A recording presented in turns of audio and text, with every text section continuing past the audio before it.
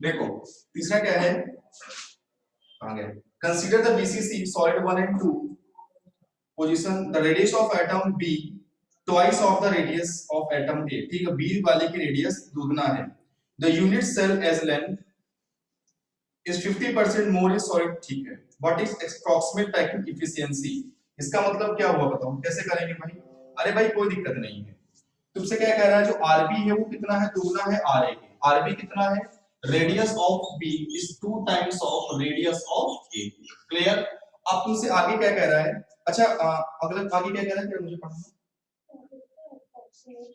The unit cell is length is 50% more is solid 2 हाँ, अब क्या कह रहा है, the radius of atom the radius of atom भी इतना इतना, the unit cell edge length is 50% more than. मतलब सुनो, पहले वाले की कितनी है a1 मान लो, दूसरे वाले की क्या मान लो a2। तो a1 a2 बराबर क्या कह सकते हैं, a1 प्लस 50% है किसका, मोर देन। तो क्या होगा, a2 इज इक्वल टू या ab इज इक्वल टू कहते हैं a1 प्लस 50 अपॉन 100 a1। देखो a भी आ गया r भी आ गया, दोनों का आई बात समझ में। अच्छा एक बात बताओ, रेडियस में क्या रिलेशन होगा, आर ए बराबर, इसको ए लिखो भैया, ए भी लिखो, ज्यादा चक्कर मत पड़ो, भूल जाओगे। अच्छा बताओ क्या है, कौन सा है, बीसीसी है ना, बीसीसी है कि नहीं, बॉडी के सेंटर पर है ना। जरा बताओ आर ए बराबर क्या बोलोगे, √3/4 ऑफ ए। और आर बी बी वाला कौन सा है, बी वाला भी कौन सा है, बॉडी सेंटर है कि नहीं है। तो आर बी बराबर क्या होगा, बोलो भाई। आर बी बराबर भी क्या लिख दोगे, √3/4 अपॉन ऑफ ए बी। अब तुम्हें क्या निकालना है, पैकिंग एफिशिएंसी क्या होती है, packing efficiency volume of unit cell upon पूरे volume of atom upon volume of unit cell into 100। Z Z तो कॉमन हो जाएगा, दोनों से कट जाएगा जेड। ठीक है, तो पैकिंग एफिशिएंसी दोनों की रेशियो निकालना है। क्या क्या पूछा है, अप्रॉक्सीमेट पैकिंग सॉरी टू में बी वाले में जो जिसमें बी है उसके पैकिंग। अच्छा ठीक है, पहले काम करो, तो तुम यहां से ए बी निकालो कितना आएगा, क्योंकि तुमसे ए बी के लिए कुछ नहीं बोला गया इस क्वेश्चन में। देखा ना, what is the approximate packing efficiency in solid 2। हां बिल्कुल सही है। तो अब क्या करोगे, क्या कैसे निकालोगे बताओ भाई। देखो A B is equal to ये आएगा, ठीक है, तो दोनों की ऐड करके रखनी पड़ेगी। कैसे रखोगे, फॉर्मूला होता है पैकिंग एफिशिएंसी का volume of sphere upon volume of unit cell into 100। Sphere का वॉल्यूम कितना होता है, 4/3 पाई आर क्यूब होता है। कितना होता है, 4/3 पाई आर डी का cube upon volume of unit cell कितना आएगा, ए बी क्यूब इनटू 100। अब आर बी और ए बी की वैल्यू निकाल लो, उठा के पटक दो। क्लियर, सब कुछ दिया हुआ है इसमें। आर बी कितना रखोगे, अब आर बी को कैसे रखोगे, सुनना मेरी बात। ए बी को तुम रखोगे कितना, 3a/2 रखोगे क्या, ए बी। अच्छा अब आरबी को भी मैं ए के टर्म्स में रखना पड़ेगा, क्योंकि उसको कैंसिल करना पड़ेगा। तो देखो भाई सुनो, मैं क्या करना पड़ेगा तुम्हें, यहाँ पर करना पड़ेगा A B R B equal to क्या लिखोगे, यहाँ पर आरबी इक्वल टू क्या लिखोगे, 2 इंटू आर ए कितना आएगा, √3/4 ए इंटू बी। क्लियर। अब तुम्हें ए बी चाहिए किसके टर्म्स में, ए के टर्म्स में, और आर ए इक्वल टू कितना है, 2√3/4 into A is equal to √3/4 A B. इससे इसको क्या करो, काटो, तो A B is equal to क्या आ गया, 2a³ आ गया। और आर ए की वैल्यू कितनी दी हुई है, आर ए √3/4 या आर बी कितना है, √3/4 ए बी का क्यूब। उठा के रख तो कट कट के बराबर आ जाएगा। क्लियर है, नोट कर लो, नोट क्या करना है, आगे बढ़ो। यस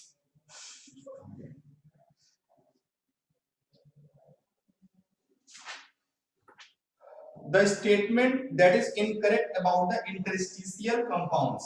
कौन सा स्टेटमेंट इंटरस्टिशियल कंपाउंड के अराउंड इनकरेक्ट है। सबसे पहली बात, दे आर वेरी हार्ड होते हैं, सॉलिड होते हैं, दे हैव मेटालिक मेटल होते हैं, कंडक्टिविटी होती है, हाई मेल्टिंग पॉइंट होता है, हार्ड होगा तो हाई मेल्टिंग पॉइंट होगा, लेकिन केमिकली रिएक्टिव नहीं होते हैं, क्योंकि वो पूरी की पूरी तरह से कंपाउंड नहीं बने होते, ठीक है।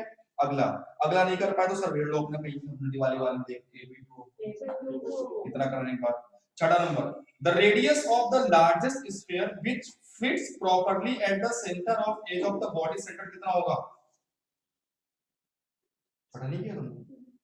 The radius of the largest sphere which fits properly at the edge centre. अरे क्यों, क्या होगा बताओ, कैसे करोगे? ऑप्शन सी रख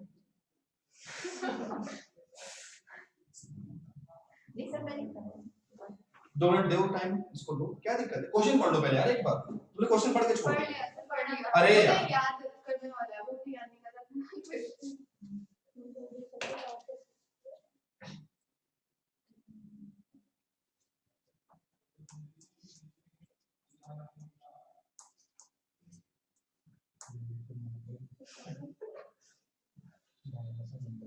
पढ़ लो फिर भी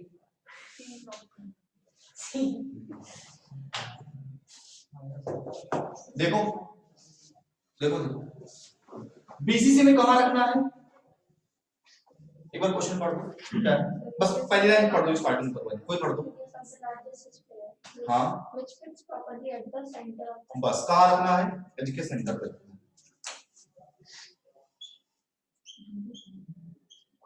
सुनो ध्यान से, लाइंस एक देखो देखो, कहां रखना है? एज पर रखना है, तो कोई बात नहीं, ये दो कहां रखे हैं? कॉर्नर्स पर। इसकी रेडियस कितनी? स्मॉल आर, इसकी भी कितनी? Small R. कहां रखना है? उसके दो एटम के बीच में रखना है, यहां रखना है, यही तो रखना है, ठीक है। अब बताओ इस ये कितना होगा? 2r होगा, बोलो हाँ या ना? 2r होगा कि नहीं होगा? तो a इज इक्वल टू कितना हो जाएगा?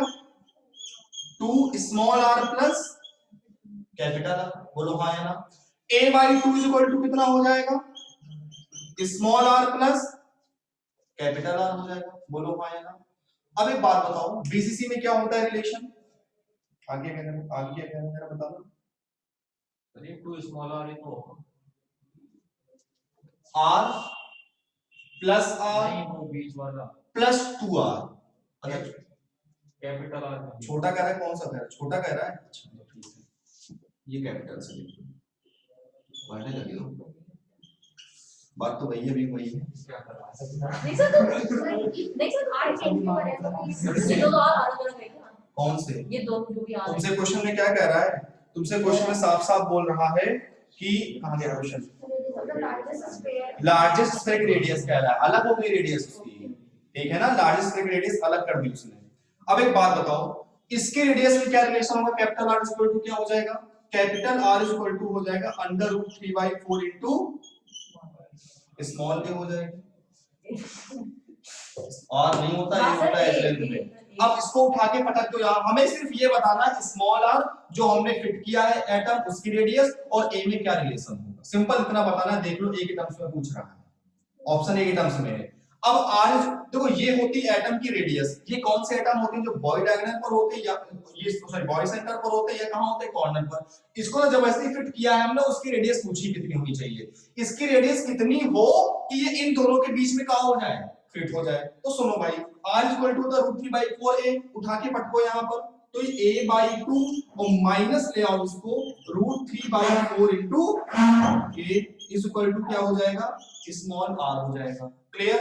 एलसीएम ले लो, a कॉमन ले लो, एलसीएम लो 2, तो 2 minus under root 3 by a is equal to upon 4 is equal to r। Root 3 कितना होता है? 1.73 होता है। क्लियर? तो a 2 minus 1.73 upon 4 is equal to r, answer check कर लो। काफी कॉम्प्लिकेटेड क्वेश्चन नोट कर लो इसको, नोट कर लो, करना पड़ेगा। जल्दी जल्दी जल्दी जल्दी जल्दी।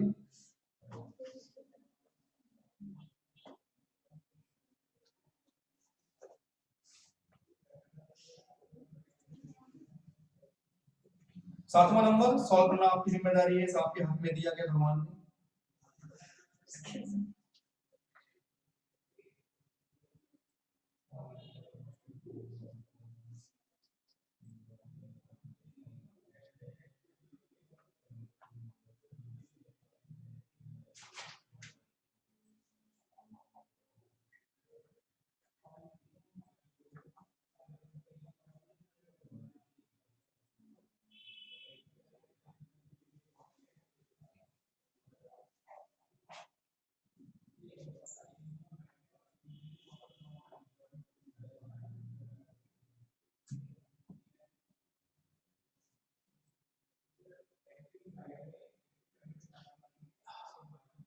8 नंबर।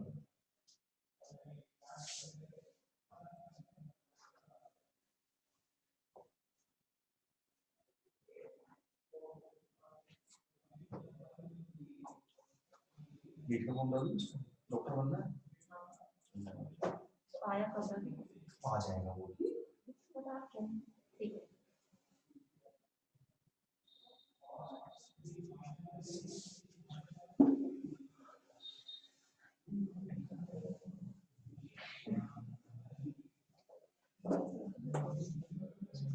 नेक्स्ट 7वां करना तुम्हारा काम है, डेंसिटी वाला क्वेश्चन 8 में आ जाओ। एक कंपाउंड है A2B3 SCP लैटिस है, A2B3 SCP लैटिस है। SCP के लिए हेक्सागोनल क्लोज पैकिंग के लिए Z इक्वल टू कितना होता है 6। इसमें ऑक्टाहेड्रल वर्ड्स कितने होते हैं 6 होते हैं, लेकिन टेट्राहेड्रल कितने होते हैं 12 होते हैं। ओके, अब क्या कह रहा है, which atom form the SCP lattice and what fraction of tetrahedral voids is occupied by other atom? क्या होगा आंसर बताओ, बोलो भाई।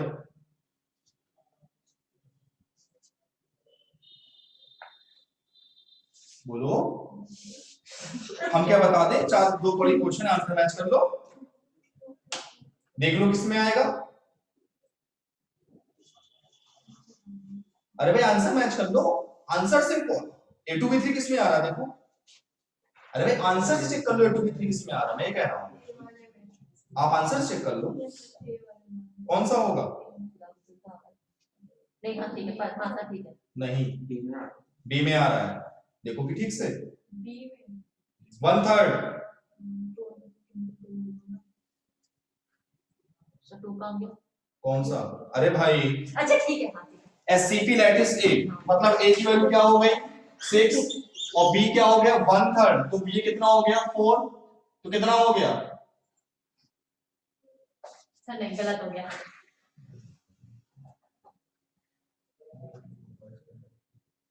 SCP लैटिस B 6 कर दो, C होगा 3 चौको 12। सब आराम से डिसाइड कर ये लीजिए, तो सारे बिल्कुल। ऑप्शन हो गए। हाँ थर्ड होगा, थर्ड होगा। 9th नंबर आंसर कौन बताएगा, जल्दी से बताओ, जल्दी जल्दी जल्दी जल्दी जल्दी जल्दी लिखवाए मैंने, लिखवाए कौन सा होगा मोनोक्लिनिक। मतलब विस्तार बनाओ तो मोनोक्लिनिक इंपॉर्टेंट होता है, कई बार पूछा गया है मोनोक्लिनिक। नेक्स्ट 10th क्या कह रहा है, पूछे टेस्टी वाला क्वेश्चन मेरे पास का ना, तुम करो थोड़ा बता दीजिए कुछ छोटे calculation at 100 copper FCC Z की वैल्यू 4 है, S लेंथ x दी है, तो अप्रोक्सीमेट डेंसिटी पूछी कॉपर की इन ग्राफ में, क्या दिक्कत है इस क्वेश्चन में, क्यों मोलर मास कितना होगा 63.55, Z की वैल्यू 4 हो जाएगी, सो Na की वैल्यू पता है तुम्हें, A कितना हो जाएगा सेंटीमीटर x * 10 की पावर माइनस 6, क्या नहीं सेंटीमीटर में दे रहा आंसर, देखो मैंने ग्राम पर सीसी में दे रहा आंसर, डेंसिटी हमसे ग्राम पर सीसी में निकालते हैं। चलो अब जो क्वेश्चन करना है जल्दी से, 5 मिनट दे रहा हूं, सिर्फ 5 मिनट, ज्यादा टाइम नहीं लूंगा तुम्हारा, बड़ा कीमती टाइम है तुम्हारा, है ना। 11 नंबर अभी नहीं करेंगे हम लोग करेंगे 13 नंबर 14 नंबर और 15 नंबर, जल्दी से 13 14 15 16 सिर्फ 4 क्वेश्चन, और उसके बाद अपने अपने घर। वो भी नहीं करेंगे वहां टाइम की भी है। और 16 के बाद 34 तक घर से करके लानी, कल जो लेगा डाउट पूछोगे उससे कल बताऊंगा सलूशन। सर हाँ बताओ, मल्टी वाला टेस्ट हो गया, कैंसिल करवा दो, Cancel कुछ नहीं करवा पढ़ना है। एमाइन मॉलिक्यूल मतलब बोल रहा है दे देना, पेपर इसी वाले मिल जाएगा, पेपर तो ऐसे मिल जाएगा मिल ही जाएगा। जो अरे दे देना यार, जो आएगा ठीक, अभी और भी टेस्ट होंगे, दे दे तो छोड़ ही रहा देख लेना अपने हिसाब से, मैं कुछ पैसा ऐड नहीं कर रहा हूं, हमारे भी बोल रहे हैं। जानते हो तुम्हारे साथ ही रहते हैं वैसे। अब मई पेपर है, बहुत टेस्ट देने हैं, अभी भूल जाओ कि बोर्ड होने, अभी से डेट पे जान लो जी देना है बस, सब भूल जाओ बोर्ड।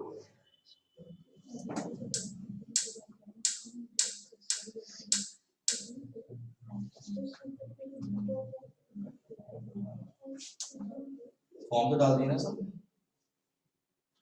ये फॉर्मूला क्या करना है, बढ़िया भी सिस्टम करवाना है। फोटो और आधार कार्ड हो?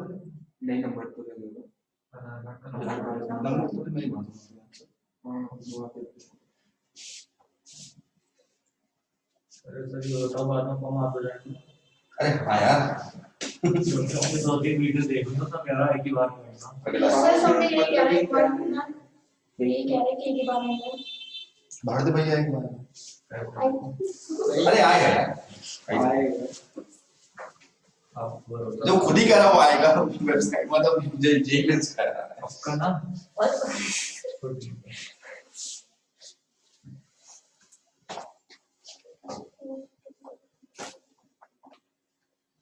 रूट टू का ये है रूट टू ए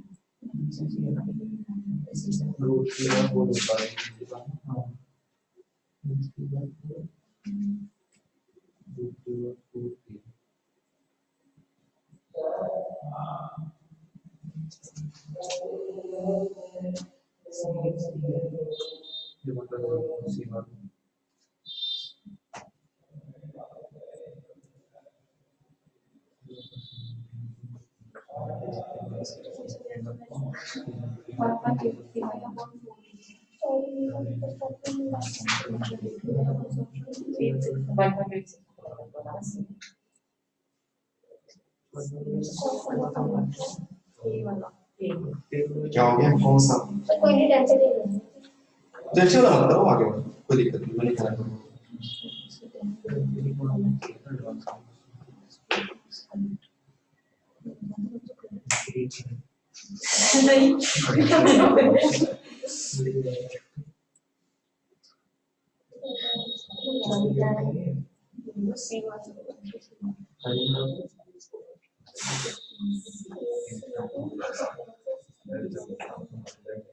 तेरा 14 का समझ है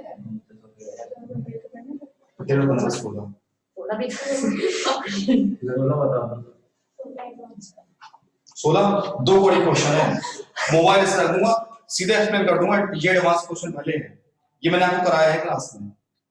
ठीक है सर नहीं मैं बताऊंगा, तुम भी पेन रख दोगे, मैं तुम्हें सिर्फ सुनाऊंगा, अपने आप आंसर कर लोगे।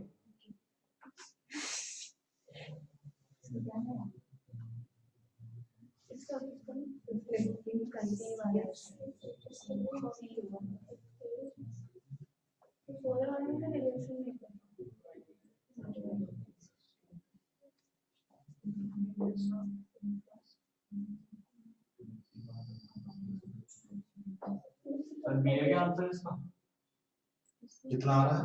125 हाँ सही है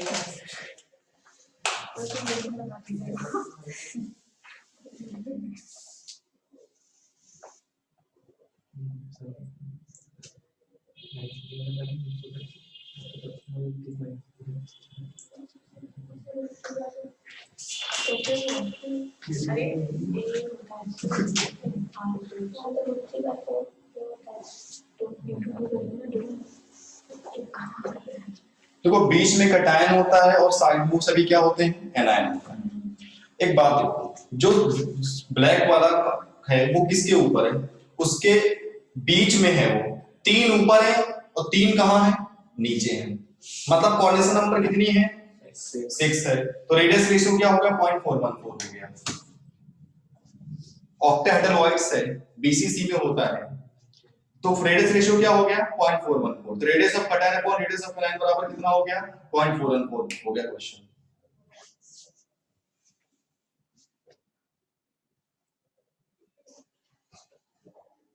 सत्रह नंबर बिल्कुल देखो इजी क्वेश्चन है, कई सारे क्वेश्चन क्लास में कराए तुम्हारे। m+2 एम्पैथी का परसेंट कितना होता है, तुमने डाउट पूछा था मुझसे जब मैं इसका एनसीईआरटी करा रहा था। अच्छा ये बताओ किसमें हम लेते हैं 0.98 माइनस, किसमें x किसका परसेंट मानते हैं, मैंने बताई थी ट्रिक। किसका हम, जैसे ये है m.98 है शायद, यही है क्या है, तो हम किसका x मानेंगे, किसको किसको 0.98 माइनस x मानेंगे। जो फाइंड करना उसको चलो जिस पर स्टेट ज्यादा होती है उसको हम क्या मानते हैं, 0.8 माइनस x जाएंगे, जिस पर कम होती है उसको x मानते हैं। चलो आंसर तो वही आ रहा है। नहीं कहाँ से ये वाले से करके मल्टीप्लाई जो अलग हो जाएगा। इनका यहाँ लगी दुनिया में है। 17 से 34 घर से करके थैंक यू सर।